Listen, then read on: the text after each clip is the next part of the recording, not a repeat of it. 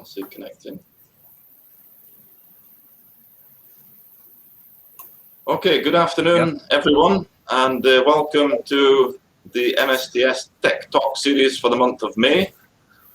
These webinar sessions we have once a quarter. So this is the session that we're having for Q2. So the topic today is leading digital transformation for a safer workplace. My name is Andy Patterson, Director of Training and Operations for MSTS based in Malaysia. I'm in Johor Bahru at the moment.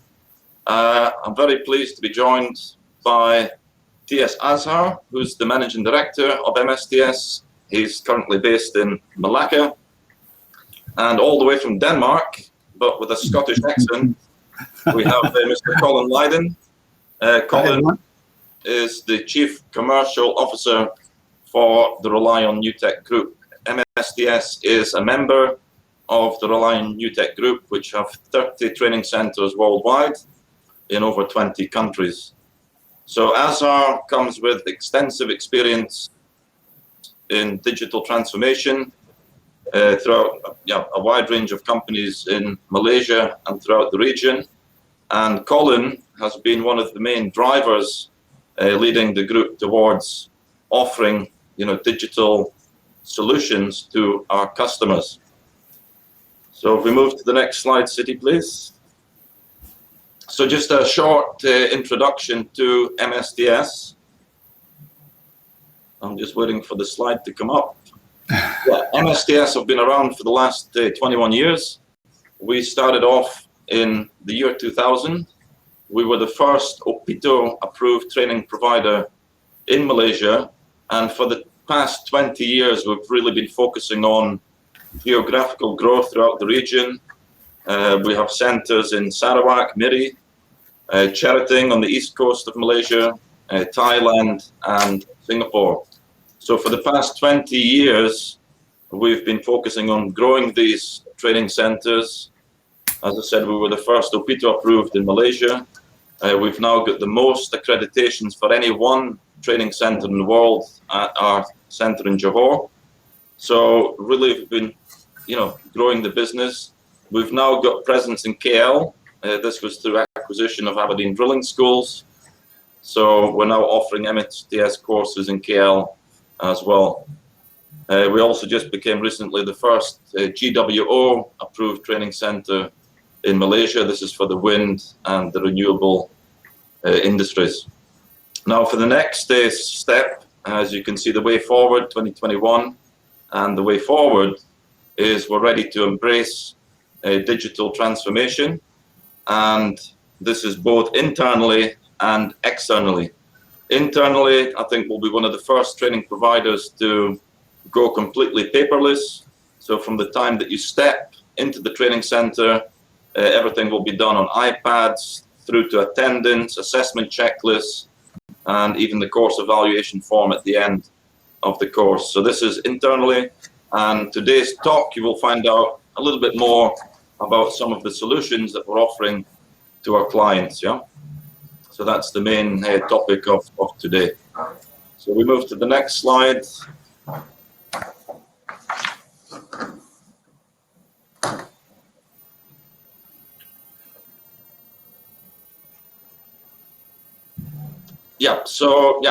MSTS, Rely on New Tech, we are still very much a training provider. Training is our core business. It will remain our core business. But in addition to training, we're now looking at different other solutions, such as e-learning. This has become very popular, throughout this pandemic. Managed services, so companies are now looking at, having our company, manage all the training. Consultancy services, applications, which we'll talk more about today, and finally simulation. So again, we'll talk more about this during the session.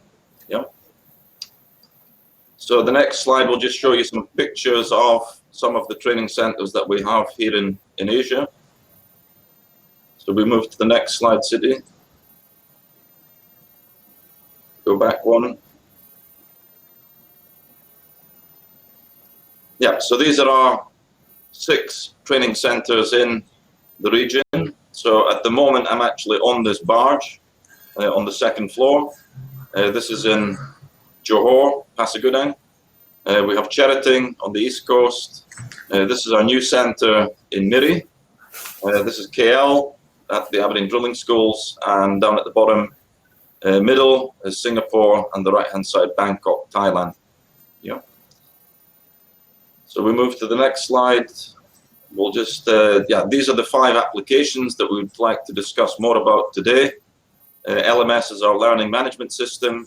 We have compliance and competence softwares, digital procedures, and control of work. So I'm not going to go into any details about this at the moment. I'll leave this for our speakers today.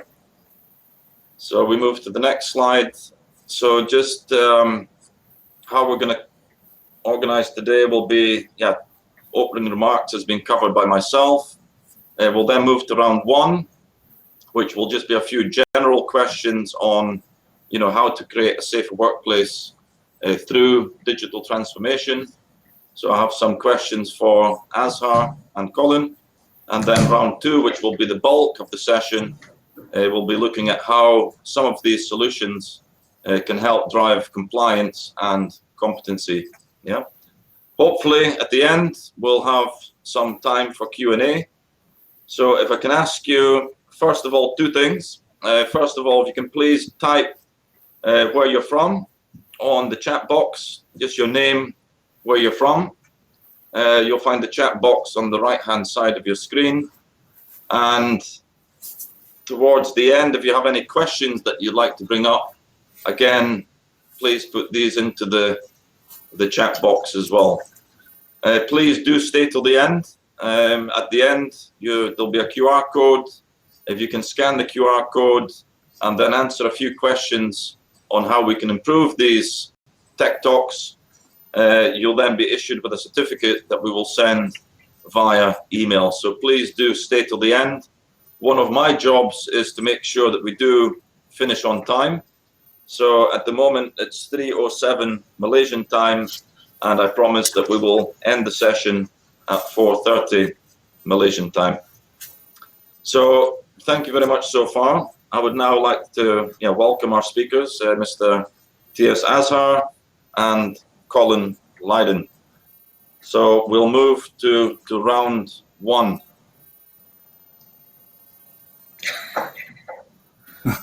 So I'm going to start with you, Colin. So good morning to you in Denmark. Good morning, Andy. Good morning, everyone. So a general question to you, Colin, is how will digital transformation help an organization improve overall safety in terms of individuals and the working environment?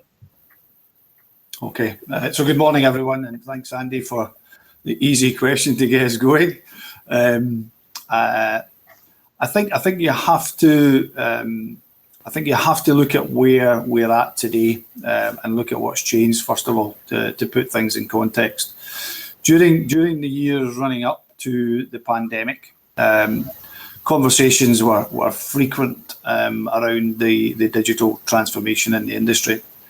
I think they were perhaps more focused on technology, improving field operations, less focused, and let's be entirely honest, on the very small part of the value chain, which is the part of the value chain that contains our budgets for compliance and competence. What we were doing at the same time as an organisation, we were starting to build momentum and looking into digital transformation. And around the same time, pre-pandemic, early in 2019, we bought 3 digital companies. These organisations, they gave us strong digital learning capability. You mentioned digital learning earlier. They also introduced a best-in-class performance and competence and compliance system, so a platform that allows clients to manage competence and compliance. And it's tried and tested. We also purchased a very well developed and very popular control of work application. The next step that we took was around simulation capabilities and technology, and we bought a company that gave us dynamic and high fidelity drilling and lifting simulation capability. And I think you might be going into simulation in one of the tech series later after this one, but these were all aimed at broadening our footprint in the digital landscape. All the investment, it was aimed at trends that we actually saw in the market in 2017, 2018, 2019. And we also had clients coming to us to ask us around the same areas.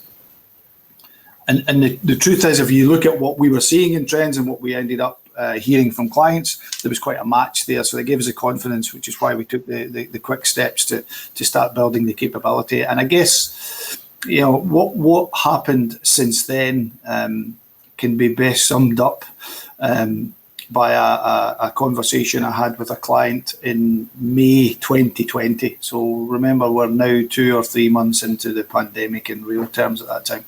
And it was a key client, very, very senior in the maritime sector. And basically the statement he made was, our Chief Technology Officer, Colin, was not responsible for digitally transforming our business. It was COVID-19. And it's not taken it 2 years to do it, it's did it in 8 weeks. And I think that's true for most of us. Digital is the new norm now. And if you don't have a solid digital plan for your business, you need to be investigating why. To go back to the specifics of your question around digitalisation and improving safety, look quickly at what happens in an organisation around operations and compliance. As you know, we operate across multiple sectors, and particularly those in high-risk environments. Companies tend to establish roadmaps, and those roadmaps take them towards how they want to operate. And that means policies and procedures are used to form local operating practice, and then that ultimately transforms into culture. So already there's a process there. And ensure that we enable employees to perform the work they do.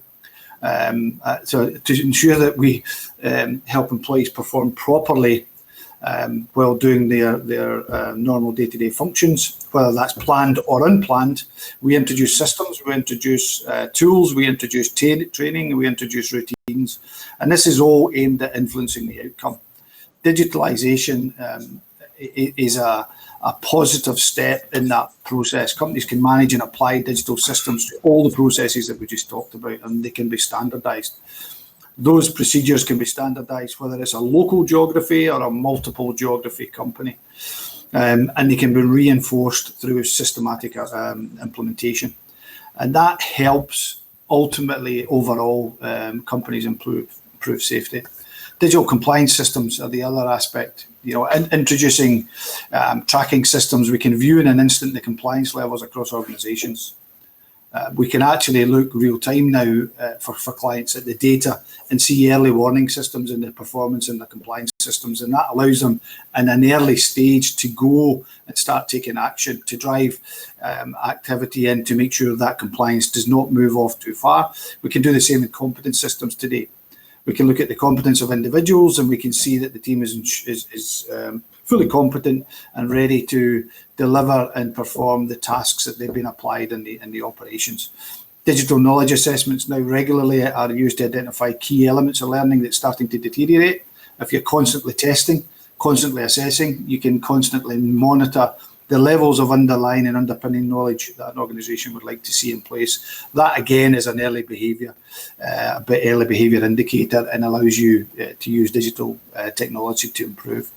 We know from experience clients are doing this in day-to-day, and they're actually seeing the benefits of it on a day-to-day basis. Digital systems can be used as go, no-go gauges, and they can actually move the delegate or the operator in the direction of the correct answer. So again, it can be used to prevent wrong answers. And I think one thing my son said to me the other day there, digital technology doesn't forget. And I think that's really, really important. Learnings are added into libraries. Libraries are converted into procedures. Procedures are then converted into local languages, as an example, so that learners can operate in their own language. So therefore, the full system is joined together and can be joined together by digital technology. And unfortunately, errors, problems, accidents do occur.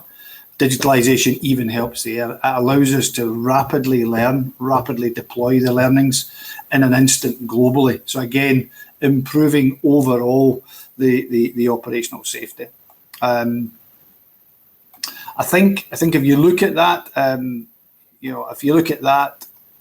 in the round, I would say that adding those aspects together, there's a very compelling case that digital technology improves overall safety in the organisation. Okay, thank you, Colin. Very interesting. Also interesting to hear that these digital companies were acquired, pre-pandemic. So almost like you're a crystal ball. It's either a crystal ball or close enough to our clients and our market that we can hear and we can listen. I mean, I must admit we have a very, very good relationship with clients, and that allows us the unique situation to be at the table when problems are being discussed, and the expectation, of course, when you've got that type of privilege is that you deliver the solution. So we've been very lucky in that stage. Okay. Thank you, Colin. Okay, so I'll move to Azhar. I can see Azhar is itching to answer something. So yeah, good afternoon to you, Azhar. Good afternoon.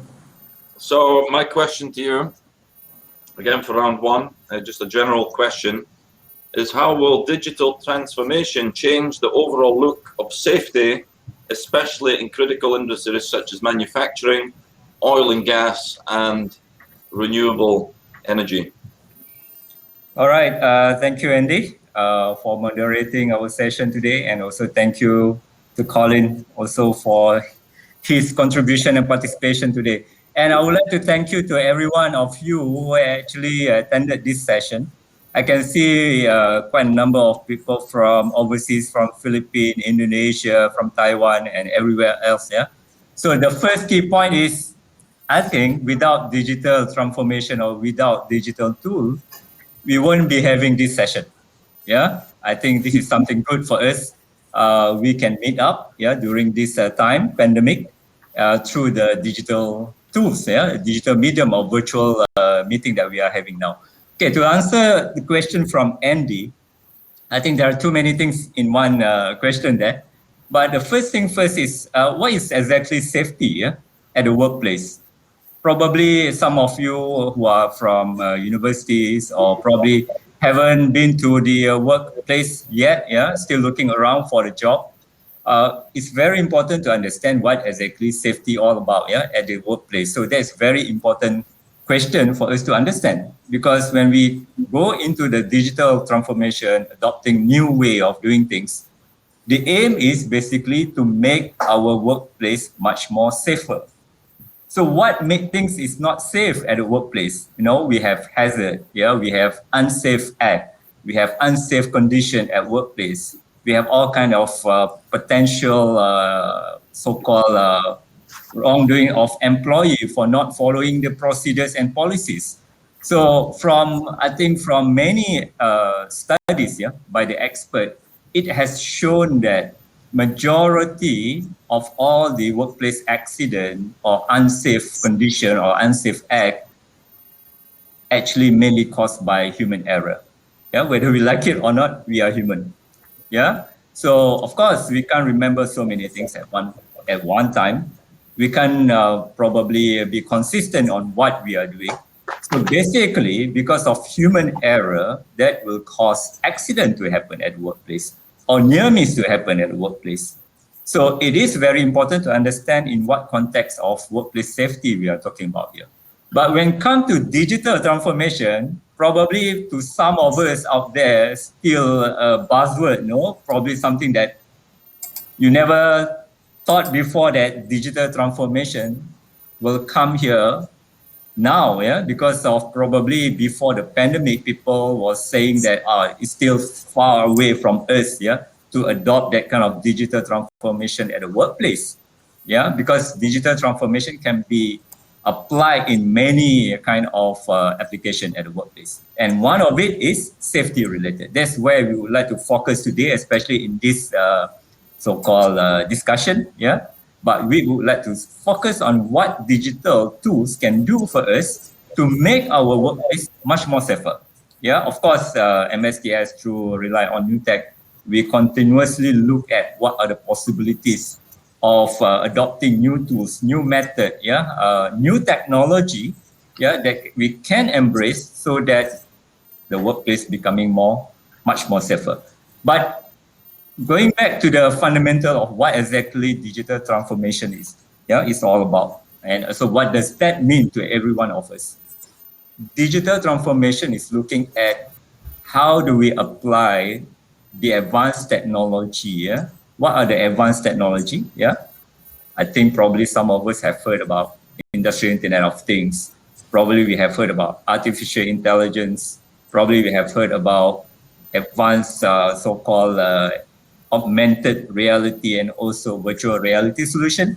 So all these are the new technology that been evolved over time. It's not something new. Most of it has been there for probably the last 50 years. Yeah, probably we never heard it that frequent in the past. Yeah, but now because of the era of digital is here with us, so it's becoming more normal for us to hear this every day, yeah, from everybody, yeah, talking about digital, especially when we look at our smartphone. Yeah, I'm not sure how many of you know when this smartphone being introduced, yeah, to the world. I don't know whether you are aware, yeah, in 90s, probably in 1991 by IBM, yeah, they actually were the first one to introduce the first smartphone. But I'm not sure where they are today. Okay, any one of you use IBM smartphone? Nobody. Yeah, but they were the first. Yeah, any one of you knew who actually introduced the first digital camera? Yeah, is one of them was actually Kodak. But any one of you still using Kodak right now to take photo? Nobody. Yeah, so we are using smartphone. Everything are integrated. Similarly, at a workplace, yeah, what else we can do to integrate things, yeah, within our work area? So this is where we in MSTS, we are trying to look at what are the application that we can do, yeah, to ease the function, the task, yeah, the activity at the workplace so that it becoming more safer by applying the digital tool. Of course, not only in the oil and gas, but we believe that every industry, every sector out there, yeah, no matter how big, how small, as long as you have people work in that organization, it is very important to start looking at how you can embrace and adopt digital tools, yeah, at the workplace to make sure that your workplace becoming much more safer. Yeah, so we can see a lot more new trend now coming up. Of course, digital transformation also will take step-by-step approach because we move from analog, manual to digitize the things, yeah, that we do. And then from digitization, we move to digitalization step where we look at different process together on how we move from manual to digital. And then now we are in the stage of digital transformation. Digital transformation should look at internal and external aspect of your organization and how you link things between yourself, customer, client, supplier, and also within the organization, between employee. Yeah, you have various level of job, yeah, within your organization where it requires different kind of understanding on how they should do their work so that things becoming much more safer. Yeah, a lot of procedure, work instruction, documentation that used to be hard copy that people have to read. I am not sure how many of you will still carrying a bunch of file, yeah, go to your workplace and then you read every day before you do your work. I think that's going to take a lot of time. So I believe that this is the era that I believe we have to start looking at what are the benefits and how you want to do that. And we are here, you know, MSTS, I think we have a good track record that we have done all kind of different transformation in the past for our different kind of industry as well. And I think there are a lot of clear benefit, which we will talk more later. but I would like to make it short. Okay, why we want to move into digital transformation at this point of time? Because of there are 4 plus 2C. Yeah? First is cost. Second will be complexity.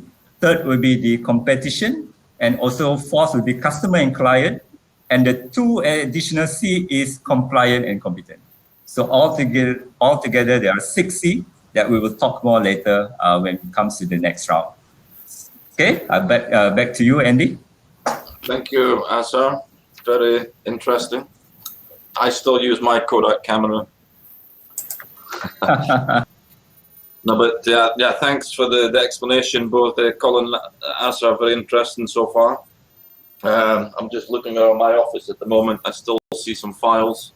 I've made a firm commitment, but by the end of the year, my office will be completely paperless. Yeah. So yeah, thanks both. We'll now move to round 2, City. So I've got quite a few more questions. I just hope you haven't answered these questions already. But no, we're now sort of zooming more into dealing with the compliance and competency with these digital solutions. So this is a part I find very, very interesting, and obviously something that we can also implement at training centers as well. So yeah, I've got a few questions, and again, I'm going to stick with you, Azhar. So my first question will be, how will digital transformation affect businesses, organizations' reputation in the eyes of employees, as well as the clients and the customers? Yeah, so we're looking now at the reputation. Yeah. Yeah. Thank you, Andy, for the question. So I would like to also relate back from what I have already discussed previously. Yeah, the fundamental of digital transformation is basically to help us to solve problem. Yeah, many companies that I have dealt with in the past, they are so worried. Yeah, when it comes to investment, especially. But of course, we are not talking about investment per se here, but it's talking about culture change. Yeah. So when it comes to digital transformation for the employee, of course, this is going to be a new culture, yeah, for them to start looking at how we can do things better, yeah, and how we can fix problem to the root cause of every problem, yeah. Talking about safety, yeah. When we talk about safety, again, as I mentioned previously, majority of the cause of safety issues are human error, yeah. You name it, all kind of different major catastrophic issues that we are having in the past, yeah, whether it's in oil and gas or in construction or in any other industry. You can probably have seen factory exploded and all that, yeah. When they have done their investigation, again, one of the potential root cause is human error. But again, how do you fix human error? Without technology, probably you will not able to fix the real root cause of every problem. So it will be good for the employer. They will get a lot of benefit, especially when we look at the statistic. More than 50% of the global population today, yeah, their age are actually less than 24 years old, which is I'm not inside that category, yeah, because because my age is only 18 years old. Sorry, just kidding. Probably Colin and Andy is still in that range. But anyway, 50% of the global 7 billion population, yeah, 50% of 7 billion, the age are actually less than 24 years old. What does that mean? We're going to have a lot more young age of workforce, yeah, going into the industry. And knowing the young age workforce, because I have a few at home. Yeah, I have 3 kids. So one is now doing her internship. And you can't imagine, because these are all the digital native, yeah? Because when they were born, they're already in the 90s, and then they've already been exposed to all kinds of digital tools. Can you imagine if they go to work and then they have to do a lot of Excel manual work, a lot of filing, a lot of documentation, a lot of hard copy things? I think they will not last in the industry. Probably they will start looking around on how they can become Mark Zuckerberg by themselves, right? because everybody want to get rich fast. They don't want to work in the industry, and nobody want to go to offshore anymore. I think we are facing these global global issues, challenges when it comes to talent acquisition, everywhere. How to get people to come and work, even though probably people think that working offshore can get a lot of money. But again, how do you utilize digital tools, to align with the current trend? Because of the workforce, you have more young generation, especially the millennial generation, Alpha, Beta is coming, after Gen Y. So how do you accommodate these people needs, so that they are more professional when they come into their workplace, and they can apply whatever they learn in universities or in the tertiary education at work.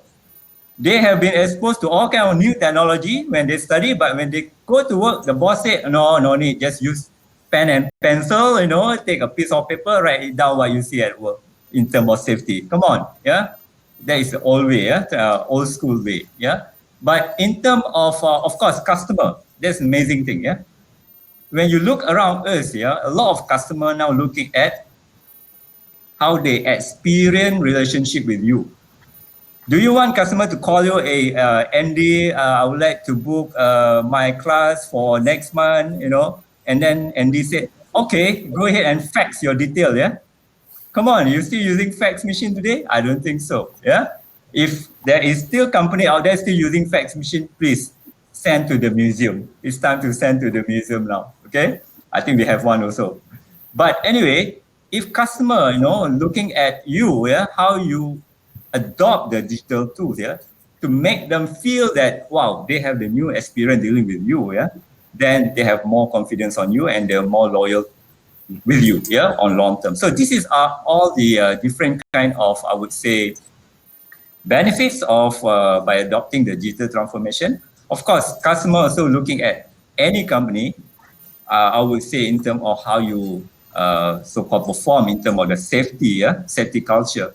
If you can adopt digital tools to make your workplace much more safer, of course, customer will come to you, instead of going to your competitors. So there are a lot more of benefit, but I would say customer experience is one of the key important indicator, And I have another statistic to share where people say that because of the pandemic, people are spending more than 1 trillion amount of money in terms of transforming their workplace system by adopting the new digital tools. And that number is going to pick up much higher because we are still in the current pandemic. But there are also close to 50% companies still far behind. They don't even know what to do. So if these companies are here today, please, you can talk to us, we can assist you. Back to you, Andy. Thanks, Azhar. Just from my own experience, of course, MSTS are also going through digital transformation. It is a journey. It's not something that is done overnight, but step by step, every day. That's what we're doing. And I think in terms of the reputation, from our employees here, I think, you can see a sense of pride that they're up to date, they're doing something new. So, I think, what you mentioned there very well relates to, to what I'm experiencing in the organization at the moment. So thank you, Azhar. Another question, sorry for you, Azhar. So stay there. Keep them going, Andy. So digital transformation and digital solutions will no doubt require a big investment. And if it's going to be adopted properly, it costs money. Everything costs money. But how do we pay back the investment? Because no doubt organizations will ask where is the ROI for this big investment? So can you answer that, please? I love that question and the ROI. I don't know what this ROI means. Maybe but I don't know, because I have different meaning for ROI. Maybe some of you from university, please excuse me, okay? Because I go against the normal. ROI to me is risk of inaction. Okay? risk of inaction, meaning what are the risks of us not taking any action. So when I meet customer in the past, when I did my consultancy work, especially when it comes to digital transformation, of course, the number one question is always, how much does it cost, for you to buy this system, to adopt this system? But before even we reach to that so-called answer, I will ask them, I will say, how much does it cost for you, for not doing anything, for not taking action, So risk of inaction, if you can monetize your current pain point, you will be surprised, to see how much your current pain point costs you. For example, if let's say you want to adopt by buying your smartphone, have you ever asked yourself before you buy a smartphone, I don't know which year you bought your smartphone, how much is the ROI if I buy the smartphone? And then one of you have asked that question to your own self or to anyone, or your mother asks you, hey, tell me the ROI if I buy you the smartphone, iPhone or Android phone, what's the ROI? Nobody. I think in my mind, nobody will ask ROI. But because of, what are the features on the smartphone itself. There are so many apps that can make yourself much more organized. That can make yourself much more smarter. Of course, smartphone, make yourself smarter. But at the end of the day, there must be certain value and certain benefits. And that costs you, the reason for you to go and buy things. Similarly, for the workplace, especially related to safety, when we go into the digital tools, adopting digital tools, it could be software-based, it could be hardware-based, it could be hybrid, integrated system. Monetize, list down all your pain point, monetize. For example, if my people have to do manual data entry, how long it take to do the manual data entry? I have an experience. It may take probably a few hours to complete, manual data entry. By the time they complete a few hours, probably the management already no more there to make a decision, because management need probably within 2 minutes to make a decision. But when you adopt a new digital tool, from 2 hours, it becomes probably 2 minutes, probably the longest 20 minutes. Can you imagine how much time you have saved? But are you able to monetize all those gains? Because when you are able to monetize all those gains, not only you can talk about ROI, because the number of ROI will depend on how much pain in terms of monetary that you have to go through today. Otherwise, we cannot calculate the ROI. So I have seen, based on my past experience, I've seen a company that invested, and the pain point, they monetize it, is equivalent to around 10 to 25% of their annual sales. That is a pain point when they monetize. And when they need to invest, the amount of investment range from 5 to 15%. So 10 to 25, 5 to 15%, definitely there will be a return. But do not take a shortcut, because the process much better than the people who want to supply the technology. But we in MSTS, in RON, we can do that for you, to make things much more easier. We monetize your pinpoint so that, especially some of you are engineers, lower executive level, when you are so excited about adopting a new technology, you go up to the next management, what's your ROI? Then that's it. You go back to square one, you say that, sorry, I cannot justify. But of course, if you go to the higher level, you say that, boss, risk of inaction this much, investment this much, this is my ROI. So again, to answer Andy's question, it's not all about investment per se, but knowing in detail what kind of pain point that you are going through today. If let's say today, based on the International Labour Organization statistic, we have close to 3 million people died every year because of accident at the workplace. Can you imagine how much losses?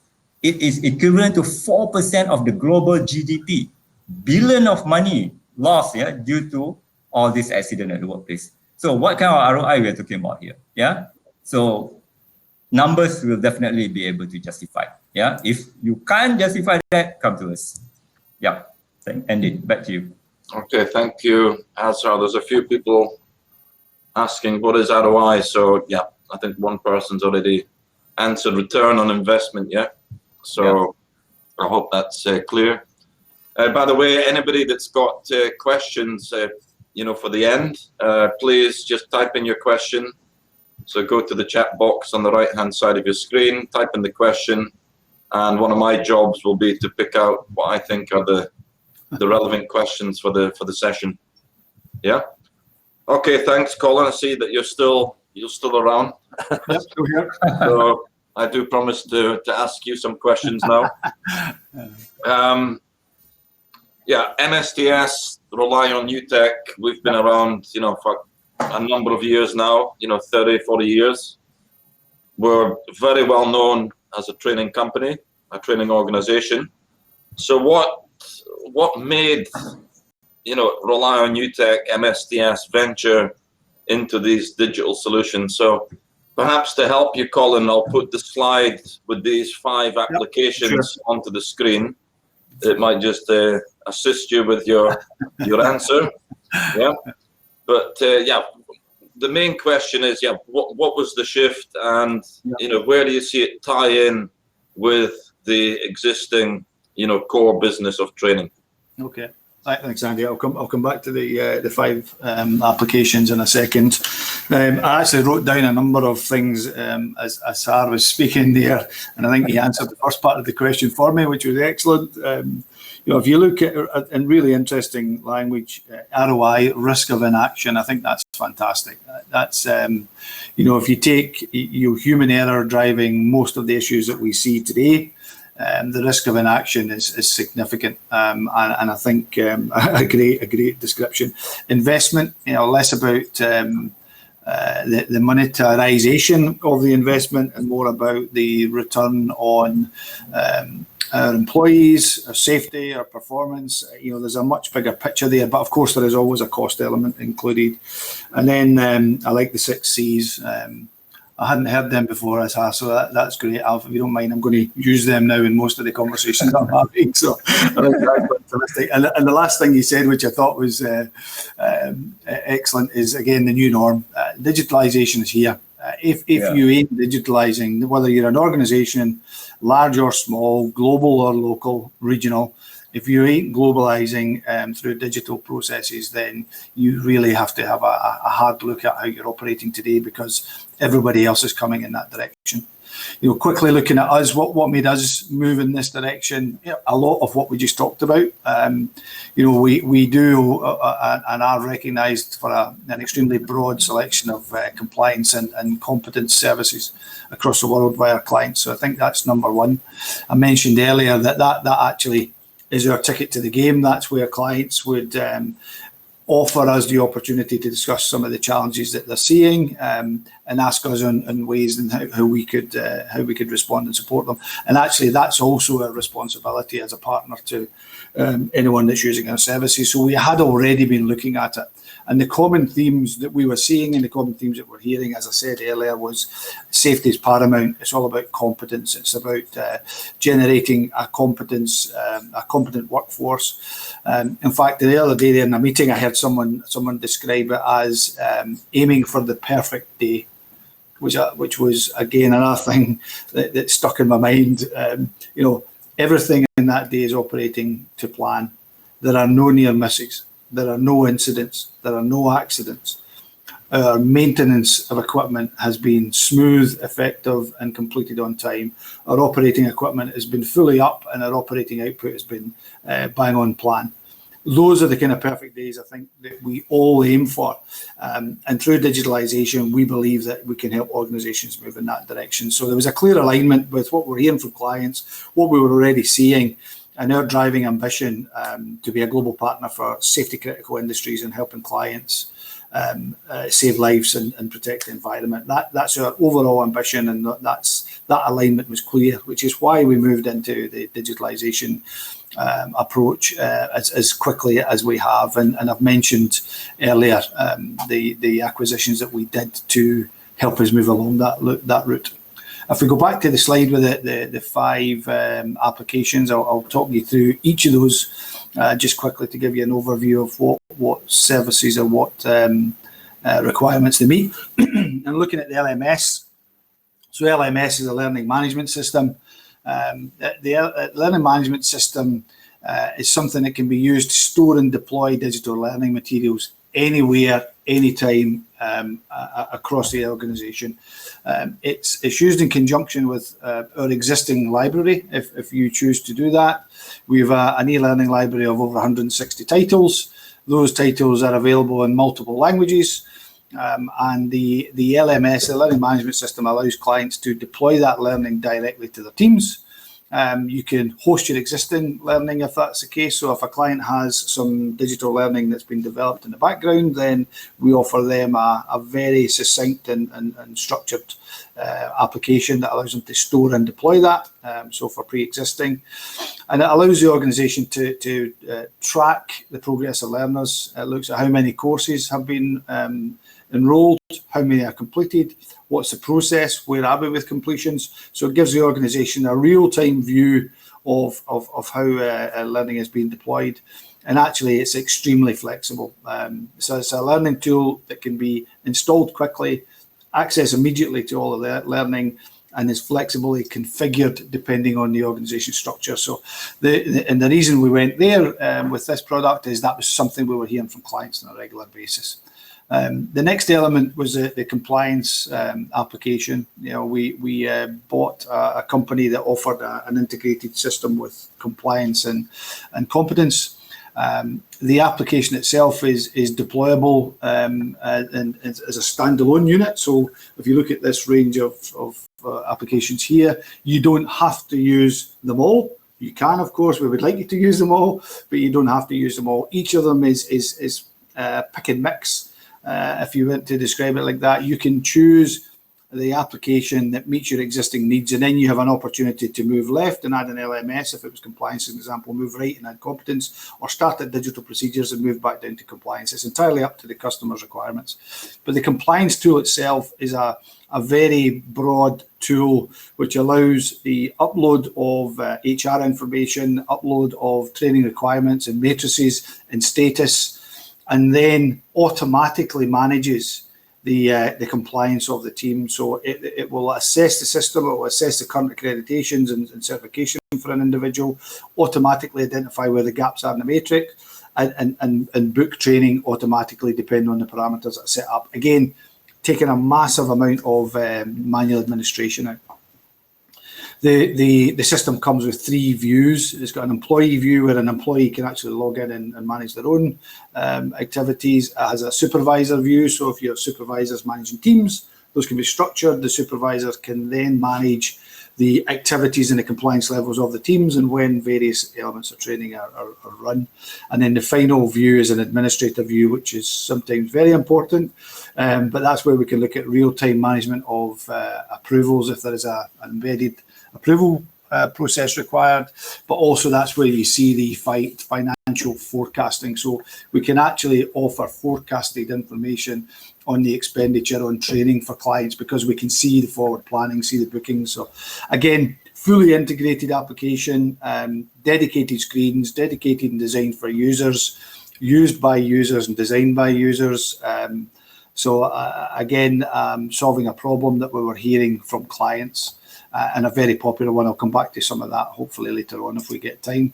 If I move on to the competence application, similar grouping to the compliance product, again, can be used as a standalone competence system and is designed to meet the end-to-end requirements of a competence assessment process. So, you know, from the framework to the roles to the profiles, the system can walk you through and manage entirely the full rollout and management of the system. Everything is tracked digitally and in real time. The system is easily configured for individuals. Company requirements can be structured depending on your framework. They can be structured to fit the system, or the system can be structured to fit your framework rather. And all the data and evidence is stored and auditable. So very, very structured, very high-end system and able to meet all the requirements of international accreditations. Again, as before, something that clients were asking us for. Clients had multiple competence systems, multiple challenges, multiple administration, high complexity, and we've got a system here that's been designed to remove all that, systemize and simplify, and actually is actually growing quickly in its adoption worldwide. The Digital Procedures Library is another module or application that sits in the set. It probably straddles more from an HR perspective, more into and enters more into the operations space. So going from workforce development to operations space, digital procedures actually straddles that area. And like the modules before it, that it can be deployed on its own as a standalone or as part of the integrated system. Digitalizing and storing procedures. Is the main step. They can then be assigned to positions and assessed by those involved, and it makes sure that all the latest procedures are updated, all the latest procedures are deployed. Nobody is looking at an out-of-date procedure, and actually in the process review, you can then include stages where the user identifies that they've read, first of all. So tick, we understand now that the digital procedure has been observed and there's a knowledge there. And then they can tick that they've understood that. So therefore, you're now tracking, are our procedures accurate? Are the procedures working? And then you can measure that against performance. So again, another stage in the process of taking away the manual paper-based systems, automating the conversation, building standardization and simplification, all taking cost out. I mean, I've not mentioned the cost word yet, but actually all these steps take away very, very high labor intensive manual processes and replace them by, very slick and instantaneous digital systems. The final product application on our set there is our control of work. It's a system that holds the control of work system is the system that holds the control procedures together in your environment, your facility.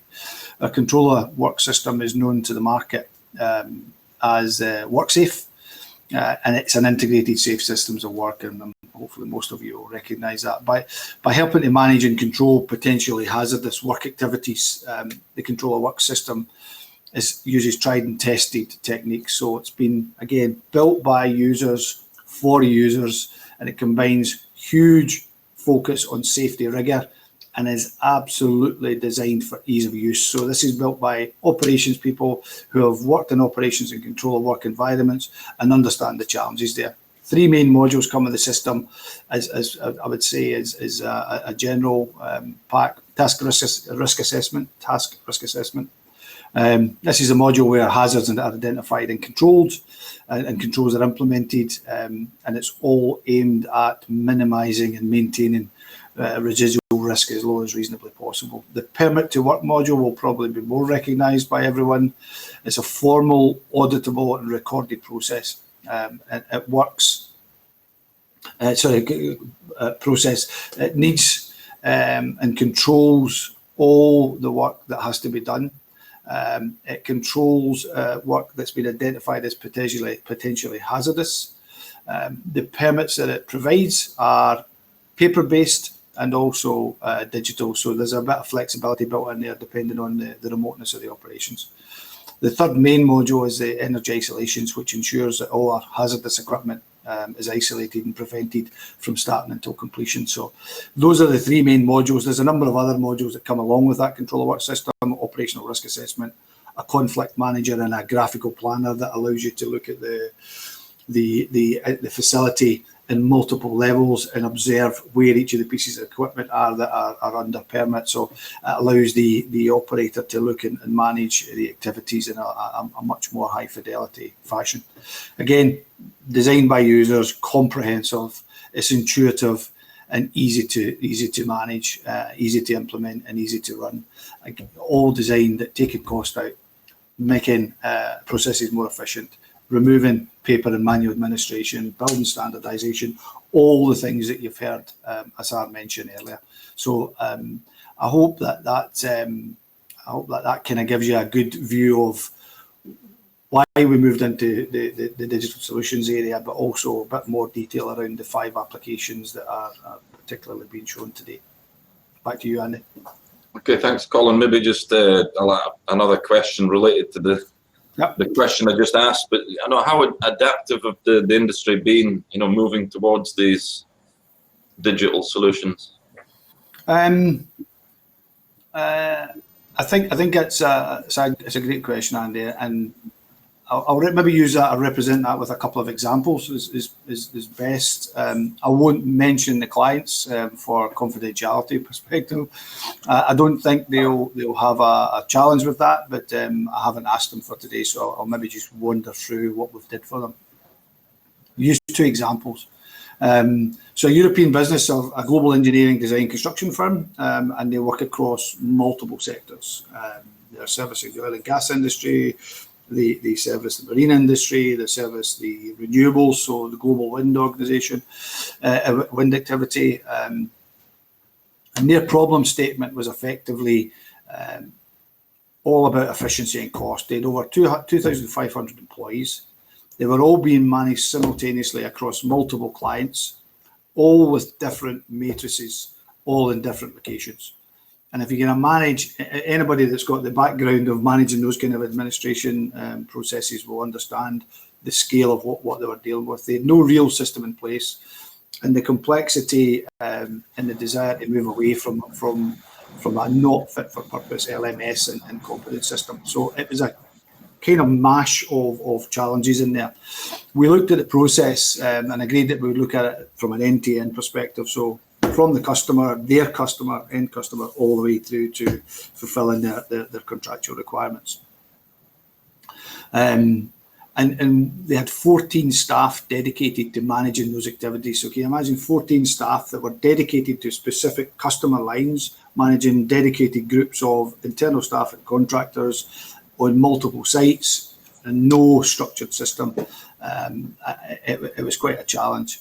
We modelled the entire operation. We looked and built in scalability that allowed them to go from 2,500 to 1,000 people and from 2,500 to 5,000. So we built in a flexibility that they could move in either direction depending on where their market was going and where their customers were taking them. We automated the booking process from the identification of need. So i.e. we had the matrices in the system. The matrix would flag up an individual certification was out or coming out in a period. We could specify whether we looked forward 3 months, 6 months, 1 month, so the client could obviously manage, when they would be retraining individuals on a program. We built all that in. We built in an LMS which allowed them to deploy their e-learning direct to the delegate without any conversation or manual intervention at any point in the process. So again, the system identified it, re-registered them automatically, enrolled them automatically, sent the link to the training, took the response back, logged that in the matrix. Again, all the manual administration was removed. And with the standard processes and all these projects, we simplified the entire thing for them, which was obviously the aim. The overall headcount reduction was almost 50%. So you imagine the manual administration, we removed it entirely. We standardized the processes for every single client project. So what that did then is where they had individual operators or operatives or administrators managing individual clients, they then had all those administrators managing the same process and same system, which meant they could work across clients. So you got efficiencies of scale, you got efficiencies in speed, and obviously leveraging then the fact that we could plan ahead. We started to see efficiencies in the cost of training, and we could obviously manage their external training for them. And we've seen reductions up to 15%. So, massive reductions in headcount, massive reductions in the cost of the overall cost of their training.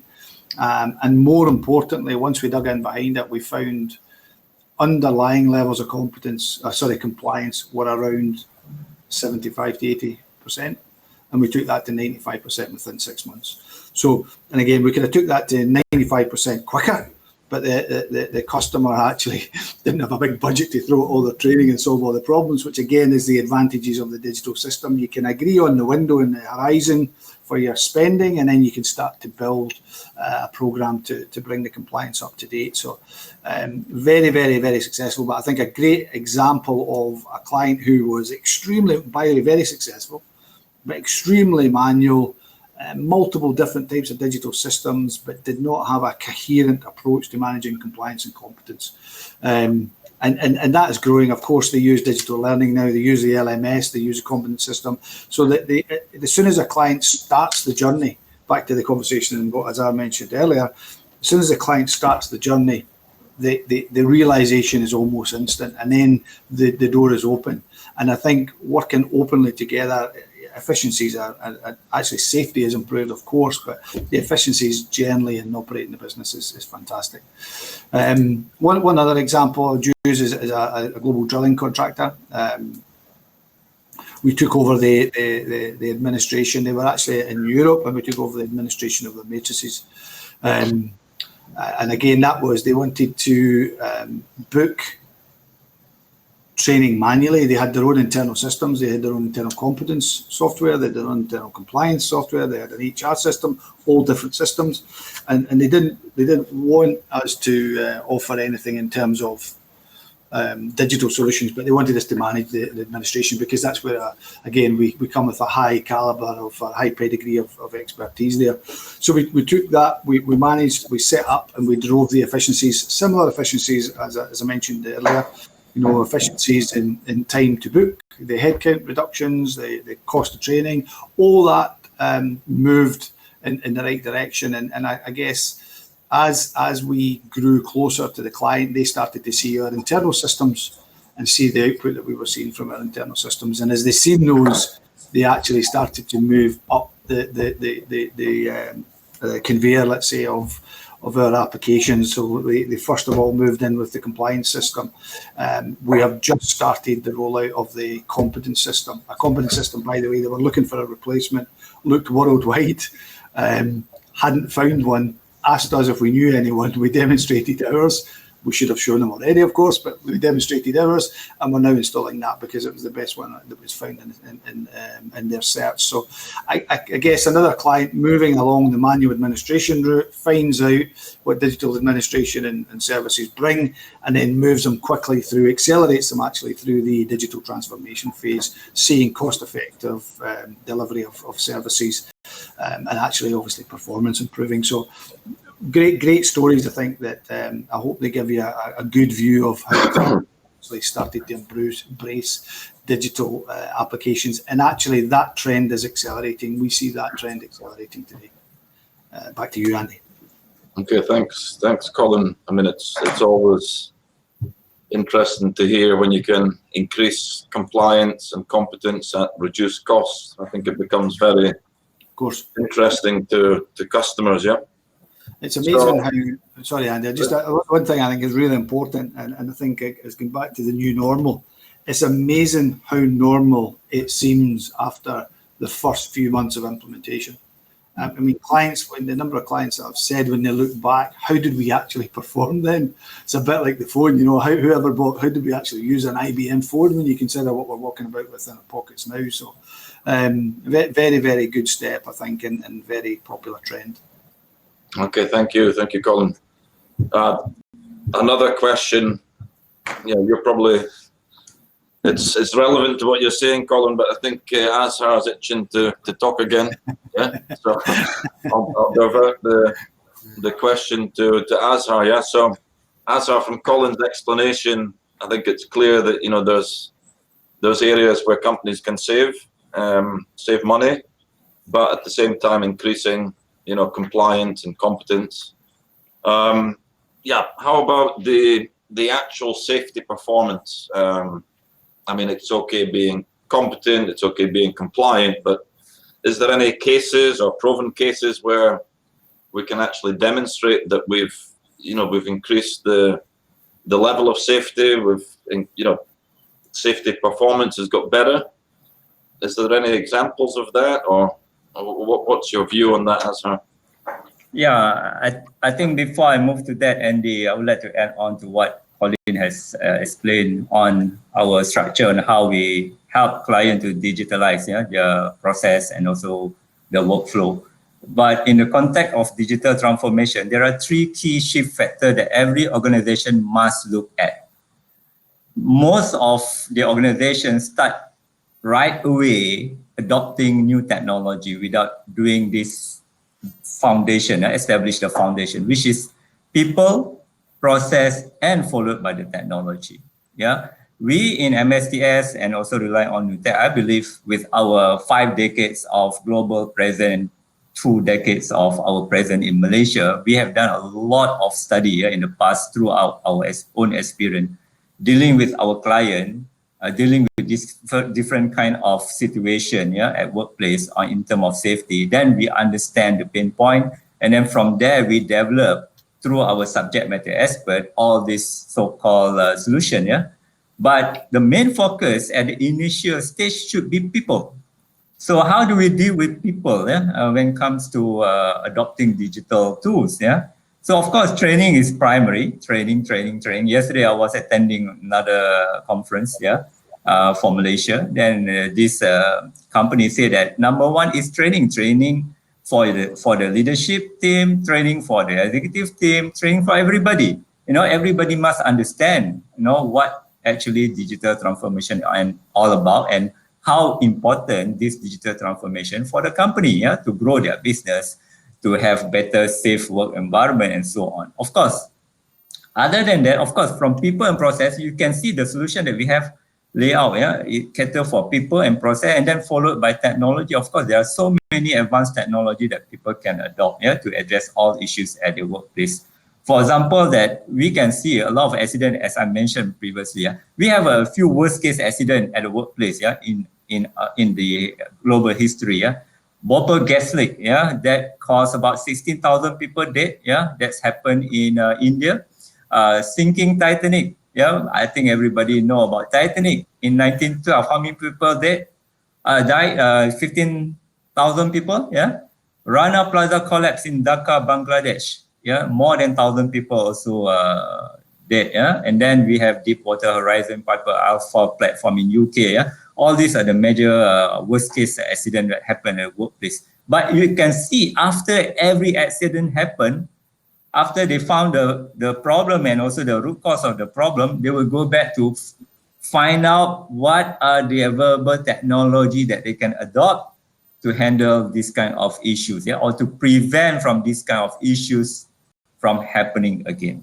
But now with the era of digital transformation, what we should do is, how can we adopt a new technology that can predict when the accident can happen, that can predict when the human will not follow the rules or the law at the workplace, to predict when somebody will get sleepy at work, which may cause them to caught in an accident. So these kind of things. So we should see, and at all aspects of our workflow and also tasks at the workplace, from the current pain point related to human issues, or related to human compliance, and look at it on how we can use new technology. For example, IoT sensor, that we can use for the PPE, or AI that we can process images, through the deep learning or machine learning algorithm that can predict unsafe act at workplace. The tools that we have today on our platform, cloud platform, that can also ease the workflow, which can prevent human error in terms of data entry, in terms of real-time monitoring. We have clients that can see everything real-time remotely, because they are not only having one station or one workplace or one area or one country. They have various places in every region, for example. So how could the management manage a wide range of, I would say, operation and also so many people at the same time? So this is very important. Another thing to understand is, when we talk about digital transformation, everything is about connectivity. Without connectivity, there is no digital transformation. It's not going to happen. So it is very important that for every company who who wanted to see a result and outcome, yeah. Of course, there are many companies that we have dealt with, yeah. The fundamental of having digital transformation is you must have connectivity, yeah. Then only you will have all these physical things, you know, converge with the digital things, yeah. So this is fundamental, yeah, to look at when it comes to looking at how you can gain, yeah, from this digital transformation. Yeah, go back to you, Andy. Thank you, Azarya. Okay, I'll just, it's 4:10 now, so we have 20 minutes remaining. So just a reminder to everyone, yeah, please do stay till the end. After you scan the QR code and answer a few questions, you will be sent a certificate of attendance for today's session, yeah. I did have a question for Colin about control of work, but I think you answered the question earlier with your explanation on the 5 applications so well that, you know, my question has been covered.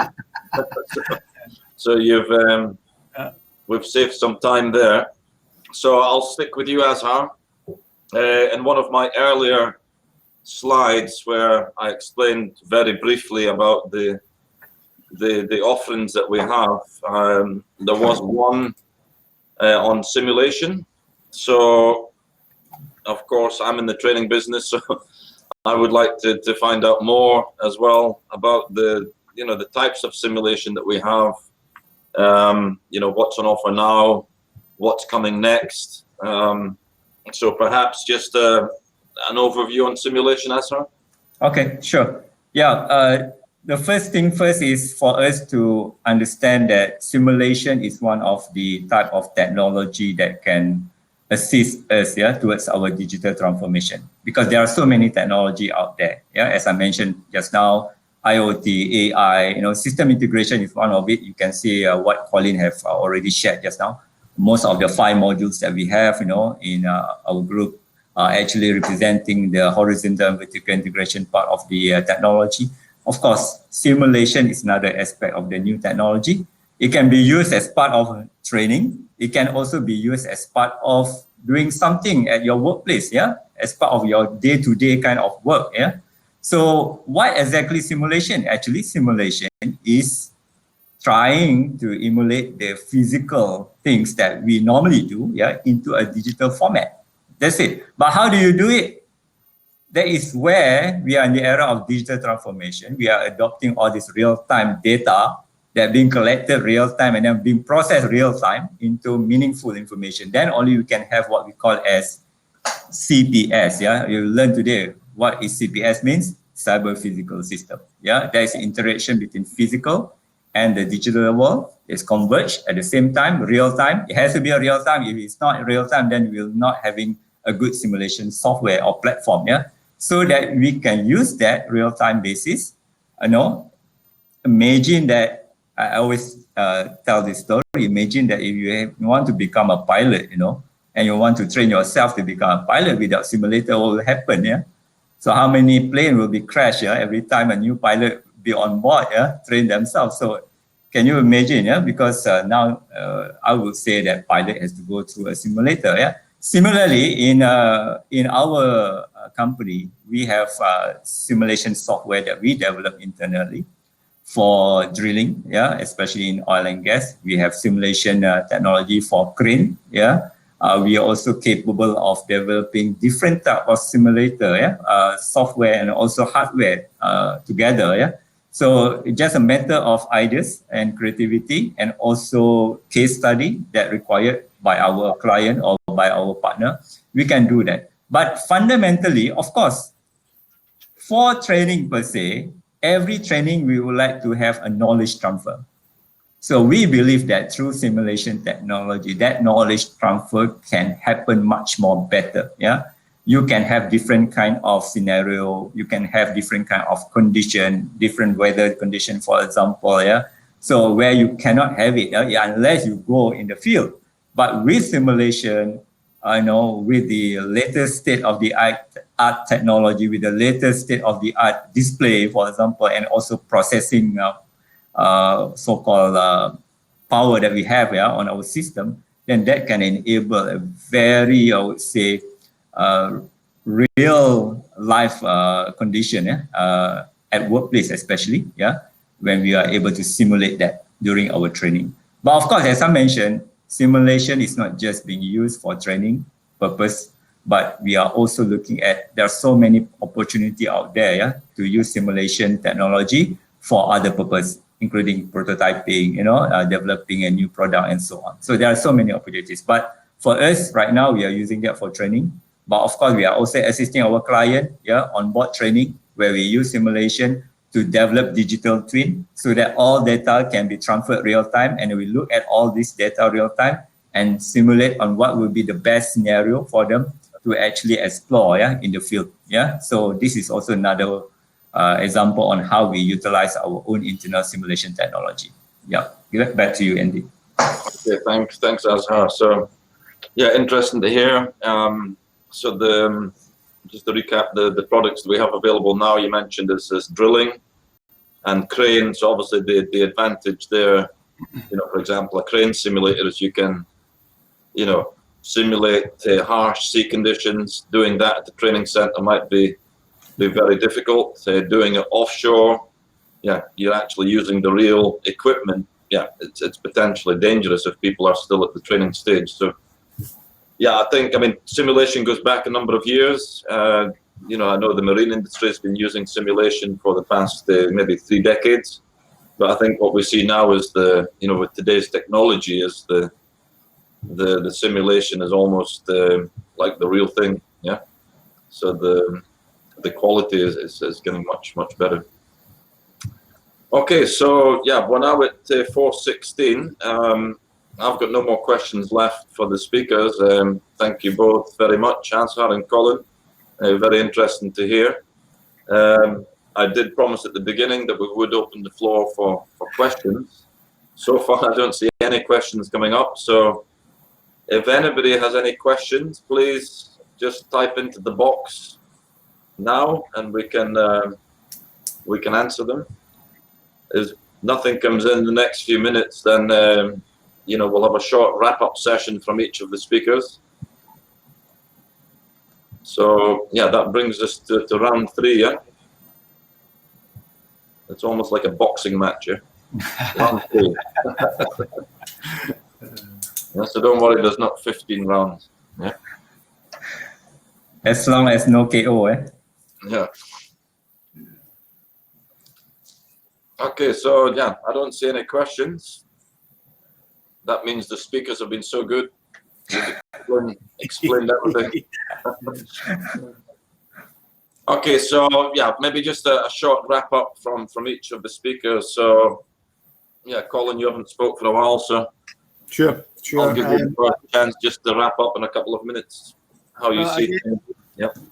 I guess we've had a few.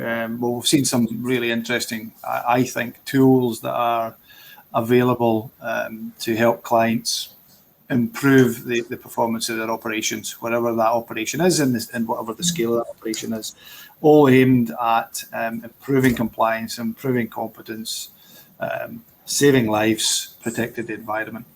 I guess if I take it back to Azhar's comment that stuck with me, the risk of inaction, I think, is significant.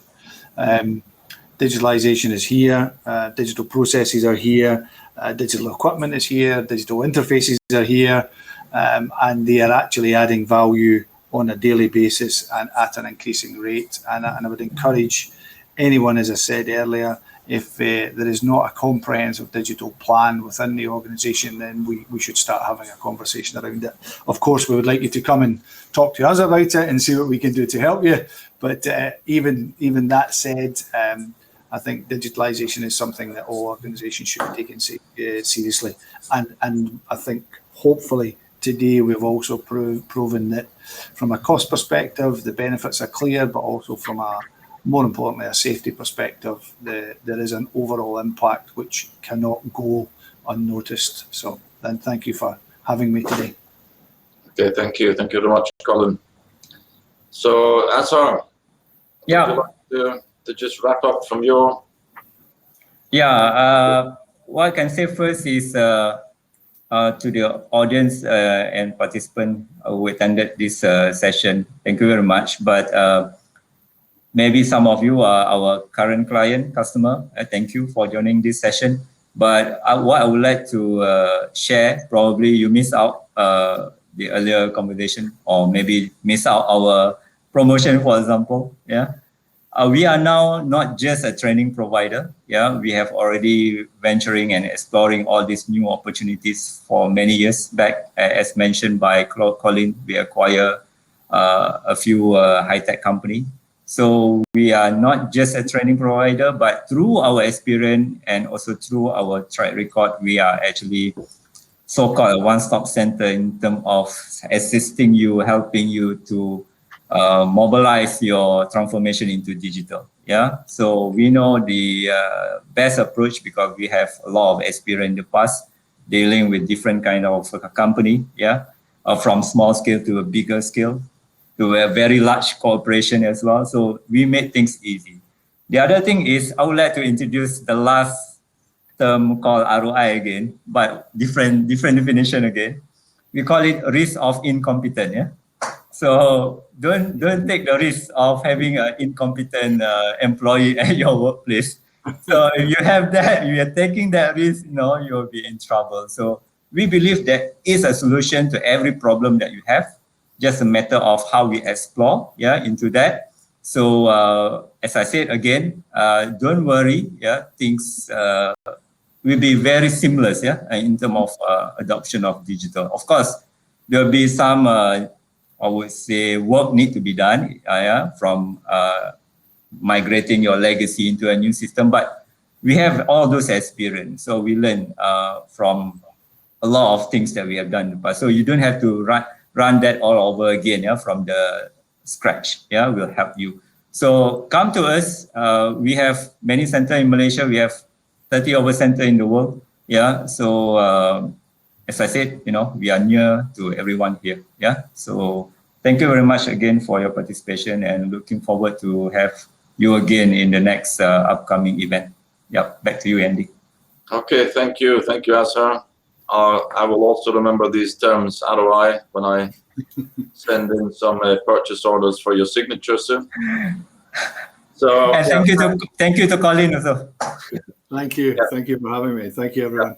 Yeah. So thanks to Colin, thanks to Azhar, thanks for everyone attending today. Thanks, City. City is in the background playing around with all this software. So City, if you can bring up the last slide, which is the QR code. As mentioned earlier, if you can please scan this with your telephone. If you have an IBM telephone, it won't have the... And if you use your Kodak camera, it also won't work. So use your smartphone. Yeah, scan the QR code. If you can please answer a few questions on how we can improve these tech talks. We intend to have them every quarter. We appreciate this. And once you click off, you will be sent a certificate of attendance for today's session. So thank you all very much. And please stay safe. Thank you. Stay safe, everyone. Thank you.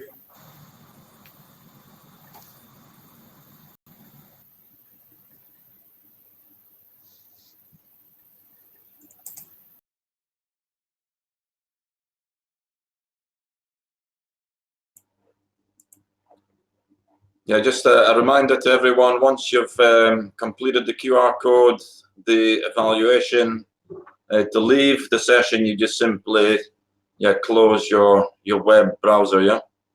So thanks all again.